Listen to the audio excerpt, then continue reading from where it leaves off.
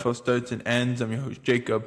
And before we begin with predicting what happens in Week 18, I want to start with news that broke in the last half hour, 45 minutes with Trevon Diggs. There's a whole separate issue about Stefon Diggs that I'm going to reserve my thoughts until we get more information about that situation. So that will be a future video, but do stay tuned for that. For Trevon Diggs, he was released by the Cowboys, and he was owed quite a bit of money. But teams like the Cowboys and other teams, they're not the only one to do this, put a opt-out clause in after a certain period of time. Usually after 2 years, you can do an opt-out. That's what they did with Trevon Diggs. When they made this deal for Trevon Diggs, it was a 5-year contract. Diggs came off his all-pro year. He was awesome, and you could not say, oh yeah, he's not a good player. Of course he was. But then he had this bad knee injury where he tears his ACL in 2023. He comes back in 2024, and it looked like he was getting his legs underneath him a little bit, and then he damages the tissue in his knee to the point that he has to have a tissue graft, which I was surprised they even do. I didn't know that. And there was no timetable to come back from that injury. An ACL is typically about 9 months. It takes about a full year for you to feel comfortable with it on the other side of it. So it's like a 2-year injury. Diggs to have that other knee issue, now he had to have another surgery. And in this time, the Cowboys put in the 5-year contract that he needs to be more of a leader. I don't know why they did that. Why did they even think about doing that? It made no sense. Because that's not Trevon Diggs. So why would they even put that kind of pressure on him for no reason? It made no sense to me. They also wanted him to come back from these injuries to work out with their trainers and not work away from the team, which he was working away from the team. They did not like that. The issue with the Michael Parsons trade, Trevon Diggs and Michael Parsons are great friends, the best of friends. And he wasn't quiet with the way that ended. And that kind of annoyed the Cowboys in a way. But then, not only was that, then when he was talking about, hey, Matt Eberflus is not doing what we need to do, we should run more man coverage because we have all kinds of man corners, which makes sense, but the Cowboys did not want to hear that. And the coaches didn't want to hear that. And that was what kind of led to him being put on the injury report. Those were things that were going on. It kept snowballing to the point the relationship could not be repaired. The surprising thing was they did not wait. They actually did it now and not when the season ended, which I think was their way of trying to act in good faith, even though it wasn't good faith. Like they did it to say, okay, we want you to have success and we want you to go and win a championship. We know we can't do that here, and we know our time together is done. So as messy as this divorce was, this split was, the divorce was kind of amicable. Think of it that way. The split was bad. They were fighting a lot together. But the divorce was kind of amicable. It just, not really, but at the end stage it was. And that's kind of the way it looks. I think maybe this was Dallas's way of saying, hey, we know you're going to be great. Just get healthy and go to a team and have success. Now, the way the waiver wire works is your worst records get you first. So they get the opportunity to put in a claim or anything like that. That would be the Raiders. That would be the Giants. The Commanders would be higher on there. My list, personally speaking, because I don't see him getting picked up on a waiver claim, because then that team's going to have to take all that significant amount of money, dude, this year, next year, and the year after. They don't want to do that because with all the money that was moved on dead cap, that's all going to get moved to on the waiver claim. They don't want to do that. Best case scenario is he'll become a free agent. He'll go where he wants. To me, there's 3 teams that he could go to this year. I don't have Philadelphia in this. I'm not putting him there. I see him going to 3 teams. First team is Dan Quinn in the Washington Commanders. Because he has Dan Quinn there, Joe Witt is there, I could see that happening. Chicago, because Al Harris, his former cornerback coach, is there. Nashawn Wright, his former teammates there. I could see him go there. The other choice is Green Bay. Green Bay because that team is in the playoffs currently. And if you notice, they're all NFC teams. They were not AFC teams. I don't think he's going to the Raiders, not to the Jets. No one's going to take that. And if they did, it would be very, very shocking. I see him becoming a free agent, and he picks where he wants to go, which I wouldn't be surprised if it's Washington. Just my thought. All right, moving on to Week 18. The Cowboys versus the Giants. Giants are getting plus 4.5, which is actually a lot more than I thought. That the Cowboys would be favored by 4.5. The Cowboys have not said if Dak Prescott is playing. We will see. But it looks like they are going to try to, put in this rotation of, okay, maybe we rotate him in, we rotate him in. And if something happened, we're good. If something doesn't happen, we're okay. Me, if I'm the Cowboys, because just the way it shakes out, it's all pretty close to where you are. With Atlanta beating the Rams last night, they are 7-9, so they're back in the hunt for the playoffs. The Panthers are 8-8.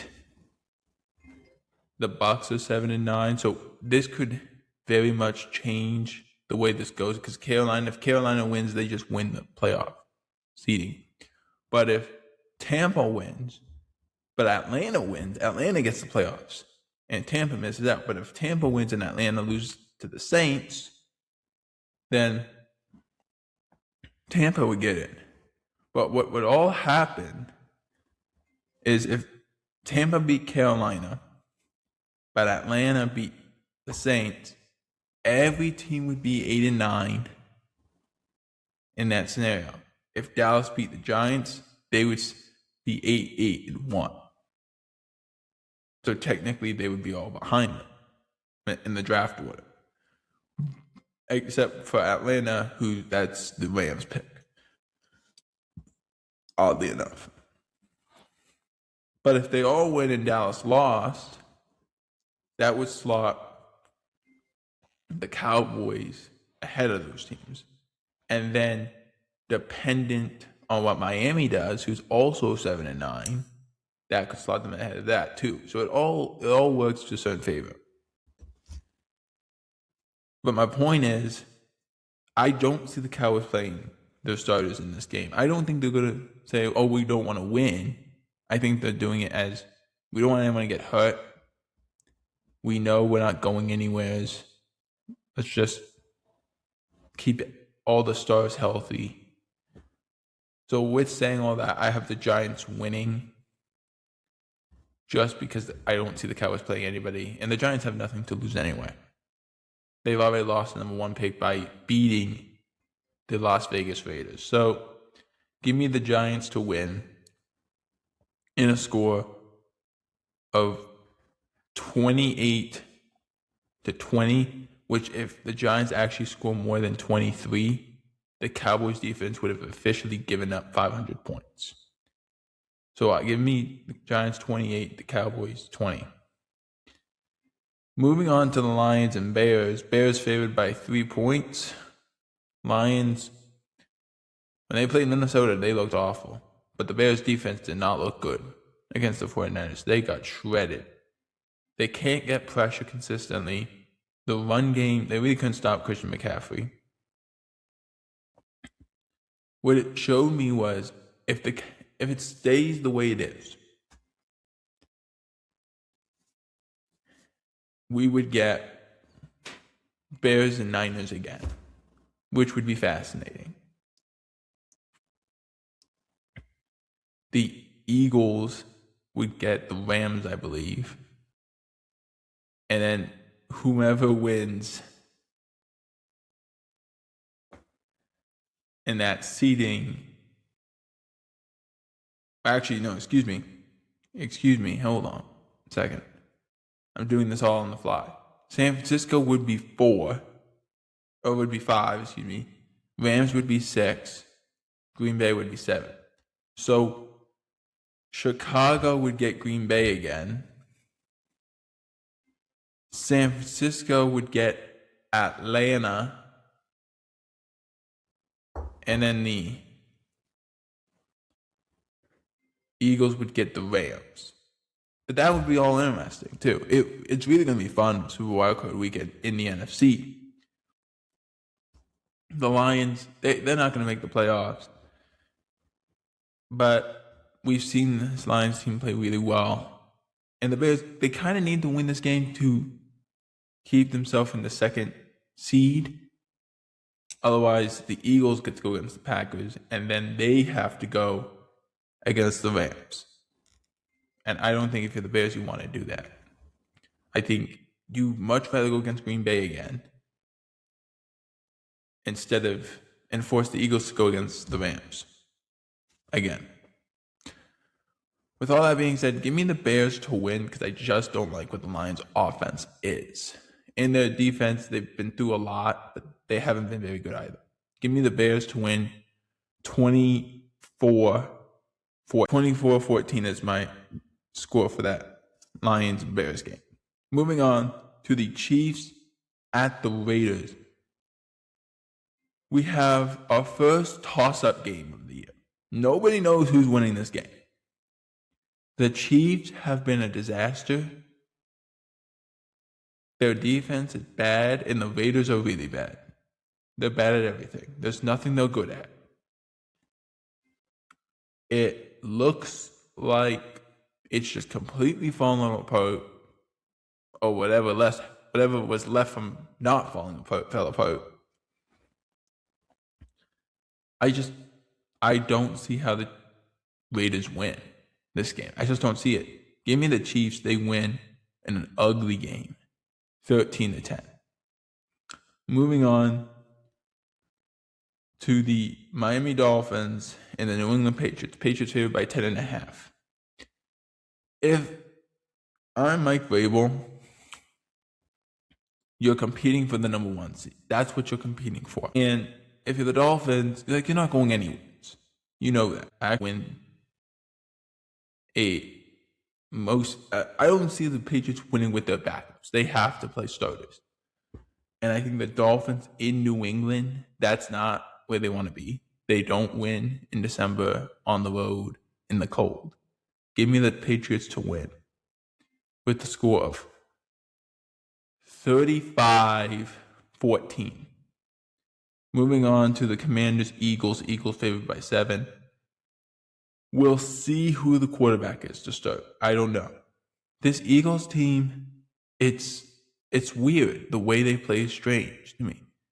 Because the last time they played the Commanders, they looked bad in the first half. But then Josh Johnson came in and it all looked better for the Eagles, which could just be because that's how bad Josh Johnson is.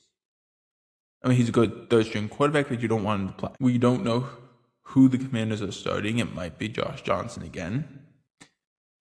If the Eagles don't show offense, because they played the Bills, they won that game. But when you go 13-0 and then only win the game by a point, by winning the game 13-12, it's not that awe-inspiring. So I'm concerned about this Eagles team, the way they fall apart in certain points of the game. Give me the Eagles to win, but I think the Commanders put a little run together against the Eagles. Eagles win 21-17. Moving to the Sunday night game between the Ravens and Steelers. Steelers plus 3.5. This game is for the division. Who would have thought that? The Steelers had the Browns. We were all like, oh, yeah, they're going to win. Ravens got the Packers. They're going to lose. And then all of a sudden, the Steelers lose to the Browns. The Ravens destroy the Packers. And then the next thing you know, Week 18 has all this feeling. So let's see what happens. I think the Ravens, you have to hand the ball to Derrick Henry. Just hand him the football. Hand him the football and get out of his way. But I do think this is going to be one of those. Similar score. I'm going to take the Steelers again. It's inaccurate. Steelers win 27-22. Final game, Chargers versus Broncos. This game is going to be interesting. It's going to be really interesting. I believe if I remember the score, it was like almost 12. And that's a lot to me. But I've seen this Chargers offensive line. They were good against Dallas, but Dallas can't get pressure on a skunk. Like they could not make a skunk scared if they wanted to. So give me that defensive line of the Broncos over this offensive line easily. Justin Herbert's been pressured in the last game against the Texans. He was pressured 20 plus times. I think that's going to happen again. The last time these two teams played, the Chargers actually came out victorious. I think it's a different outcome. I'm taking Denver to win, and they lock up this number 1 seed with a score of 28-24. Let me know in the comments who you have winning this week. Also, are you surprised that the Cowboys released Trevon Diggs before the final regular season game? For NFL World, I'm Jacob Hebert. Out.